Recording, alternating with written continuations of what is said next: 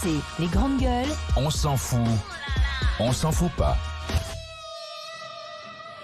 Et d'accueillir Anaïs Inès Sainz qui est avec nous aujourd'hui, notre productrice. Bonjour les GG. Bonjour Anaïs, vas-y. Bonjour à tous. Des influenceurs bloqués à Dubaï appellent la France à l'aide. On s'en fout ou pas, Charles? On s'en fout pas. Joël? On s'en fout pas. Bruno? On s'en fout pas.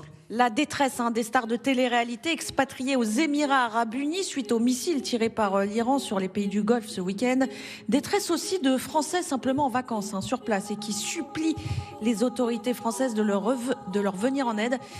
Exemple avec l'influenceuse Maëva Guénam révélée dans Les Marseillais et l'ancienne Miss France Élodie Gossuin en séjour à Dubaï justement. Est-ce qu'on doit vraiment tout faire pour les récupérer? Écoute, attends. Écoutez, Élodie Gossuin, elle était simplement en famille avec mari et enfants en vacances à Dubaï. Écoutez. On est des Français, hein. La France, protégez-nous, hein. Oh, je me suis chiée dessus, ça va ou pas? Je criais comme une hystérique. Tout le monde disait, Maëva, calme-toi. Les missiles, on les a trop bien vus. On a vécu une journée horrible. Je sais pas si c'est la pire journée de ma vie. Mais je pensais pas voir ça un jour. Des missiles. Voilà. Bruno Poncet. Jean-Noël Barrot, quand même, tenait une réunion de crise ce matin au Quai d'Orsay. Il a réaffirmé que la sécurité de nos ressortissants était sa priorité absolue. Ça, on doit secours, c'est une obligation, on doit secours à nos ressortissants qui se retrouvent dans des situations de guerre ou de crise. Je rappelle qu'ils sont quand même entre les Émirats Arabes Unis, Abu Dhabi, ils sont 30 000 personnes, je crois, 30 000 Français. Bruno. Moi, je me dis qu'il faut rapatrier les gens. Donc, alors, sauf Moscato, parce que je crois qu'Adrien Aigouin voudrait piquer la place. Alors, Vincent Moscato aussi. Il est en vacances là-bas aussi. C'est vrai qu'on peut trier en fait. Bah oui, mais par contre, il y a un truc qui me fait plus rigoler, c'est que ces influenceurs qui sont partis, qui se vantent de ne pas payer d'impôts en France, qui n'arrêtent pas de dire, et souvent qui crachent sur la France en disant la France c'est ça, la France c'est ça, aujourd'hui ils sont en train de nous demander de venir les chercher. Bah moi je leur ferai payer en fait.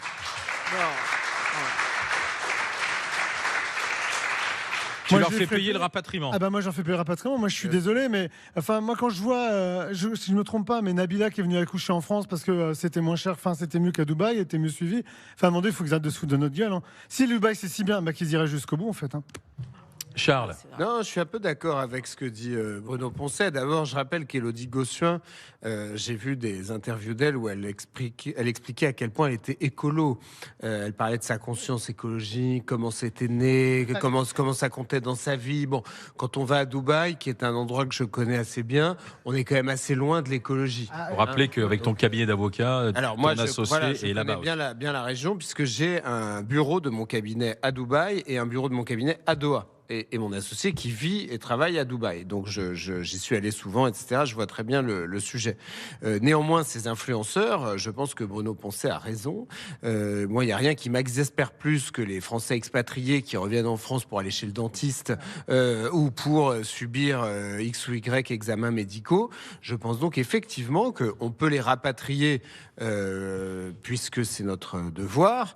Néanmoins, on leur fait payer plein pot. Ces Français comme Maëva Guénam qui font tellement honneur à l'image de la France dans le monde, je pense qu'on peut leur faire payer effectivement à minima le rapatriement et au vrai prix du rapatriement. Voilà. Si ça représente 100 000 euros par influenceur, on les facture 100 000 euros et on les fait payer jusqu'au dernier centime. Joël Dagossé. Non, mais ça, c'est vraiment toute la haine française dans son jus. Alors, premièrement, je rappelle que nous avons fait rapatrier des gens qui étaient partis faire le djihad. D'accord, et qui regrettaient et qui sont en prison maintenant. Voilà, oui, d'accord, mais on les a rapatriés. Donc si on peut pas rapatrier des influenceurs, et il n'y a pas que des influenceurs, c'est juste parce qu'ils ont une plateforme de réseaux sociaux que ce sont eux qui prennent la parole. Mais je suis sûre qu'il y a des gens qui travaillent à Dubaï et qui sont aujourd'hui inquiets avec leurs femmes et leurs enfants ou leurs maris et leurs enfants. Donc oui, je suis pour que la France rapatrie ses ressortissants comme elle le fait à chaque fois, sans cracher sur le fait que ah bah oui, ils ont de l'argent, ils peuvent se payer. machin. Parce qu'on a vu tout, j'ai tout vu sur les réseaux sociaux. On a parlé de leur argent qu'ils gagnaient. Enfin, vraiment tout. Oui, mais le là, mépris. D'accord, mais eux aussi étaient méprisants quand ils se filmaient sur les avants de leur bateau, sur leur terrasse, en disant regardez, j'ai fait fortune. Et alors, allez, adieu la France, ici au moins. Ils meurent sous les bombes. Ah bah, ils ont choisi. Ils ont choisi. Donc maintenant. Oui, ah bah ils ont choisi. Ah bah ils ont choisi les bombes. Ah bah non, mais non, c'est gonflé. Ils ont choisi Dubaï parce qu'ils payaient pas d'impôts. Et maintenant, c'est avec tes impôts, nos impôts, qu'on va les faire revenir. Donc c'est un peu fort de café, quoi. Mais c'est pas leur réussite. Non, moi je préfère. Quand je vois comment mes impôts sont utilisés, je peux te dire que ça me dérange pas qu'on aille sauver des vies et qu'on les ramène en France. Non, je vais pas décompter ça de mes impôts. Désolée. Pardon, mais pourquoi le Quai d'Orsay n'a pas dissuadé justement là le dernier mois? On savait que l'Iran potentiellement pouvait frapper. Mais ils n'en savaient rien, t'as bien vu. On n'avait pas la date. On n'avait pas la date, mais quand même, il y a des zones plutôt à risque. En fait, ils attendaient un fax. Dans lesquelles ils dissuadent. Ils n'ont jamais reçu le fax. Mais on a tellement de chance de vivre dans un pays en paix.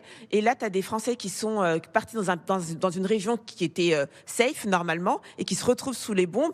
Et là, non, il faut les laisser crever là-bas. Non, mais franchement. Enfin, je suis désolée. ils sont pas face à Ayez aux de armes droit de destruction d'humanité, massive. monsieur le public, messieurs, dames.